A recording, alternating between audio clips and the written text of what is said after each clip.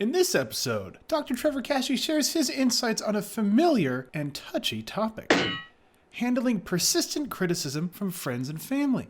The good doctor offers pointers on how to act assertive and strengthen our relationships in the process by communicating what we want in a way they understand. Roll the intro!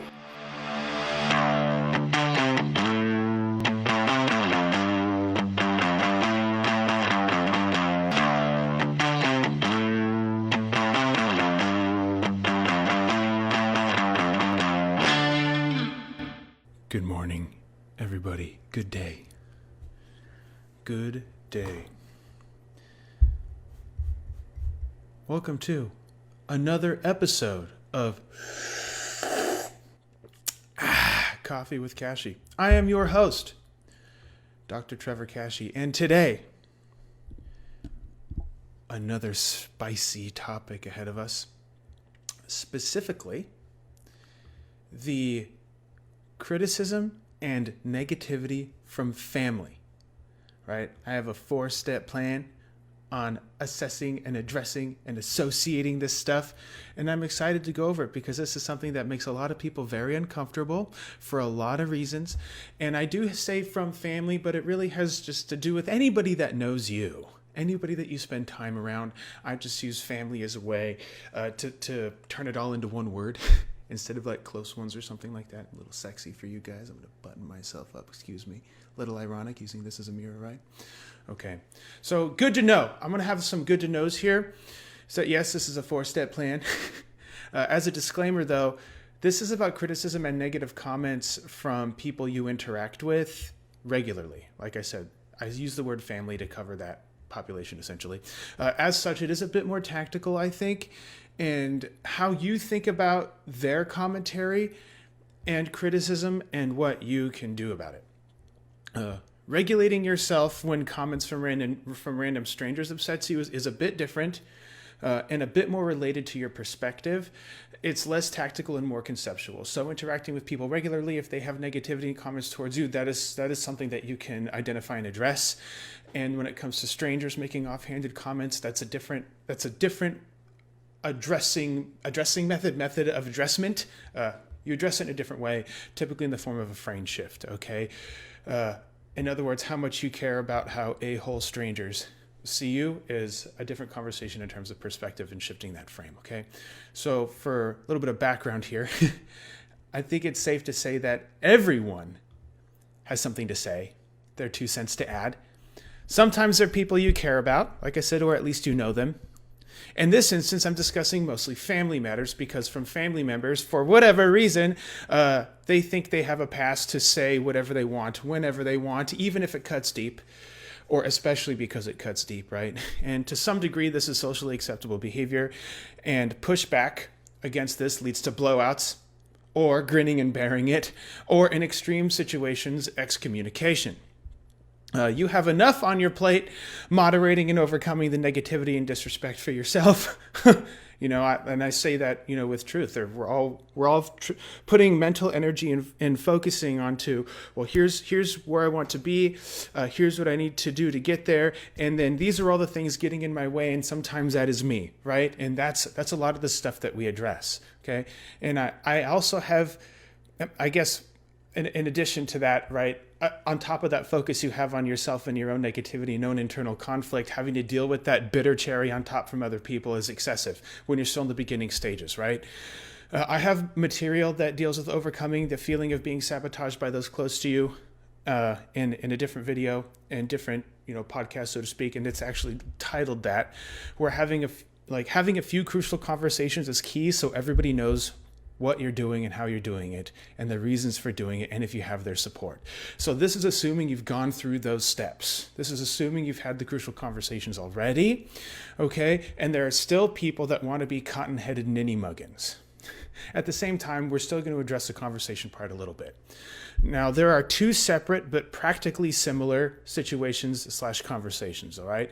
The first one is maybe you have rocky relationships with your family to begin with, always butting heads, and now you're forced to interact with them for whatever reason, right? Like there's going to be a party, or birthday party, or an anniversary, or a wedding, or whatever, and all you guys have to be in one place. Maybe you still live with the person, you have a rocky relationship. Or maybe it's a temporary visit. In either case, similar situation in terms of how you're going to address this. And the second situation is, well, maybe you have perfectly functional relationships and things got along fine, and now that you're changing, there's resistance. Because any and all change is bad and confusing for those people that are seeing you change. And you're now outgrowing the static mold that they have made for you. When you start to grow outside of the mold, some of your family and friends and people that are close to you that you know have made for you, then that throws them off kilter, right? That's fair.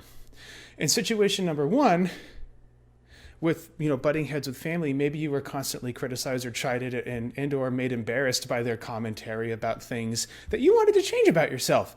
Making offhanded comments about lifestyle choices, how you look, what you chose to eat and drink, how healthy your decisions were, your weight, etc. All this other, all that stuff. And I'm willing to bet $1 that you have a few crystal clear memories of some jabs that hurt particularly bad from some people that you really care about. And or family, right? Maybe even impacting the way you make decisions now. And even worse, following up on how to correct it in a super productive way, of course. So they make a comment and then they make a suggestion. You wouldn't be so heavy if you skipped dessert once in a while type of crap. Super helpful, right? Those sorts of nasty, offhanded comments I'm talking about. And this is even more grating if the criticism that was directed towards you, if it felt like it was only directed towards you.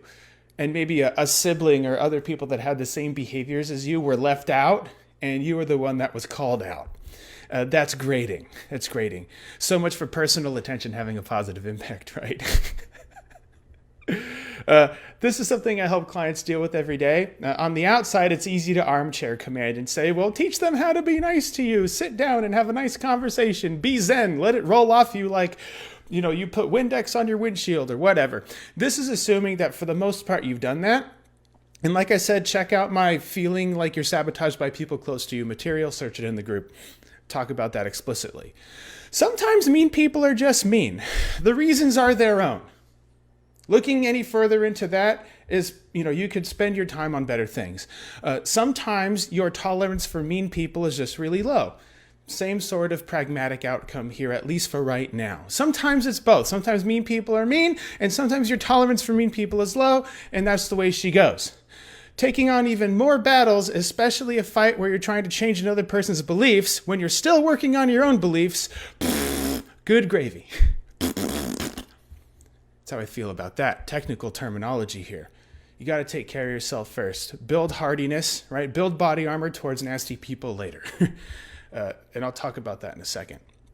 For now, I want to focus on resilience.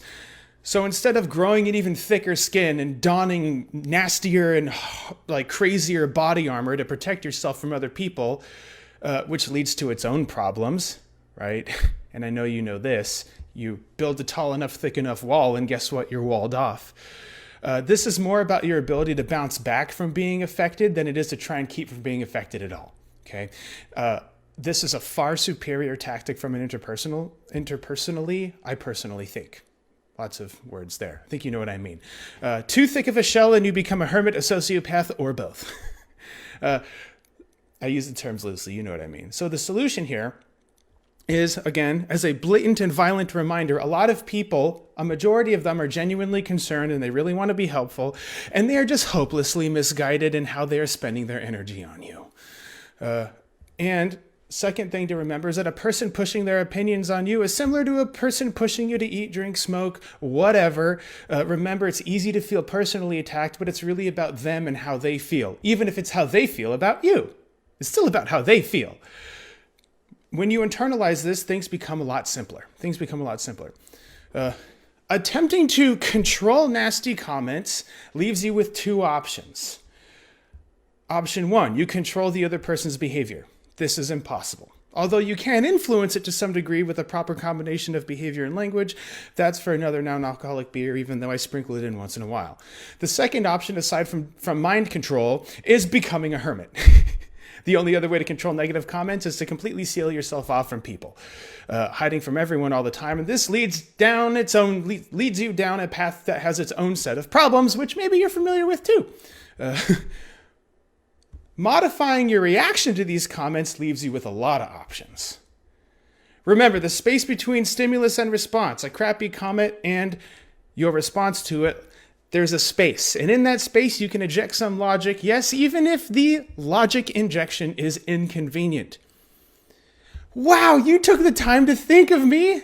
Thank you so much for your genuine concern. I'm learning new skills and I'm excited for the future. You put this on repeat. Thank you for taking the time to think of me. I know you're genuinely concerned. I'm learning new skills and I'm excited for the future. All true. All true.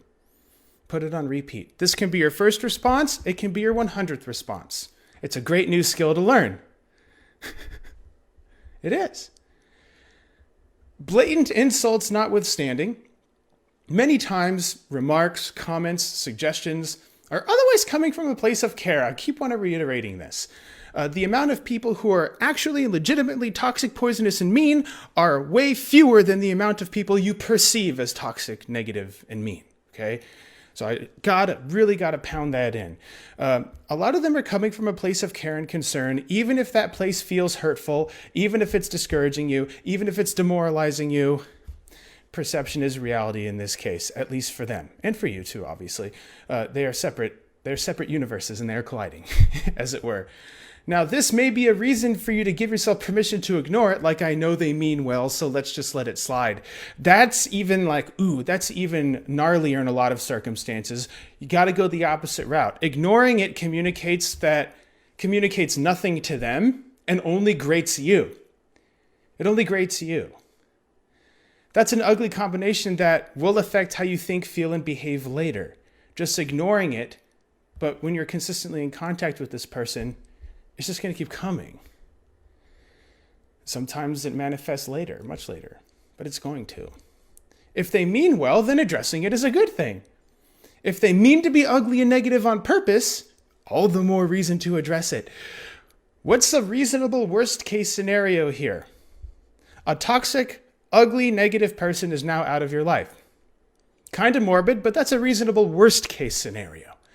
Fixing other people and dealing with their baggage is a different matter entirely.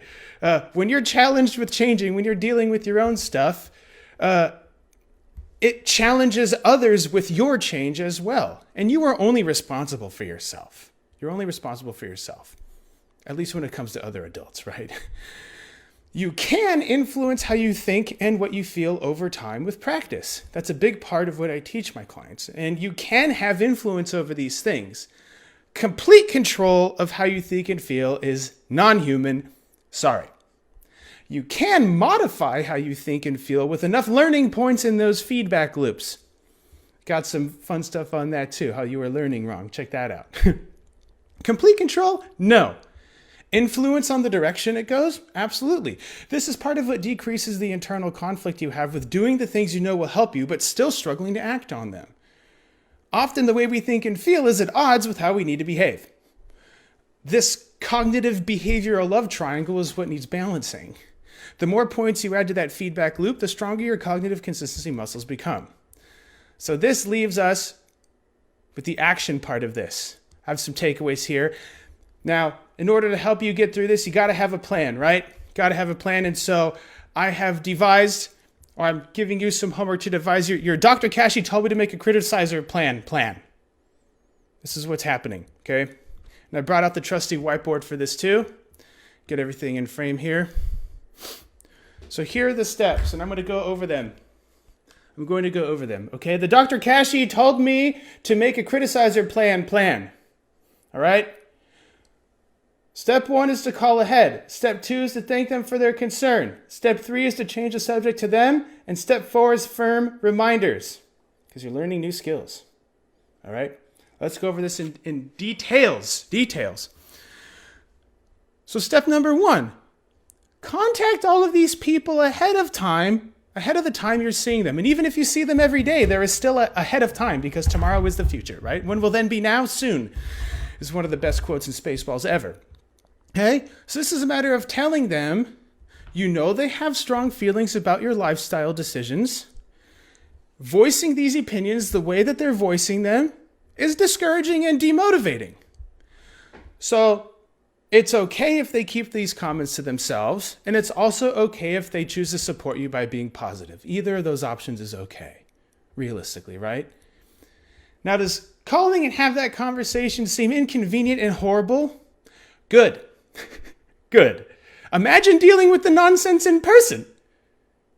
Establishing this stuff ahead of time allows you to set the grounds for a more productive conversation later. Again, is this a person you live with? Good. Even better. Now, in that case, is a call necessary? No. But in either case, it still sets you up for a productive conversation. Okay. Now, if there is pushback, now we're at step number 2. Again, thank them for their concern. The magic words again. I am so grateful for your concern. My decisions have been made. Tell me a bit about, insert something about them. And now we're on to step 3, okay? Which is changing the subject to them. Because remember, this is about their feelings about you. How they feel. It's all about how they feel. Even if it's how they feel about you, it's still about how they feel. So immediately switch the topic of conversation to them. Just again, remember that all their opinions and comments are really just about how they feel. Okay? Even if it's how they feel about you. Now, the last step is firm reminders. This is very important for people that are used to kind of being pushed around. Okay? You got to turn your wishbone into a backbone, right? Firm reminders. Got to be firm with yourself before you can be firm with others. Now, if they still comment in person and there's pushback again, back to the magic words again. I'm grateful for how much thought you've put into how I make decisions. I'm learning new skills and I'm excited for the future. On repeat. On repeat. On repeat.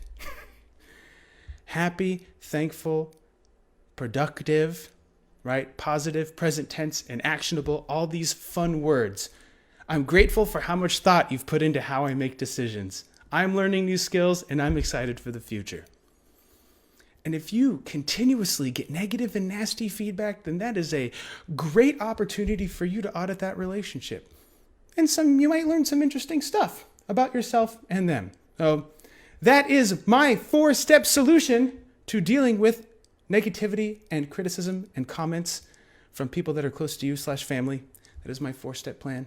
Okay, again, call ahead, thank them for their concern, change the subject to them, and then firm reminders that you are learning new skills and you're excited for the future. Okay, that is all I got for today. That is today's rant, everybody. Y'all have an absolutely fabulous day. I'm going to go harass Mrs. Kashey and finish this coffee with her. You guys have an awesome day.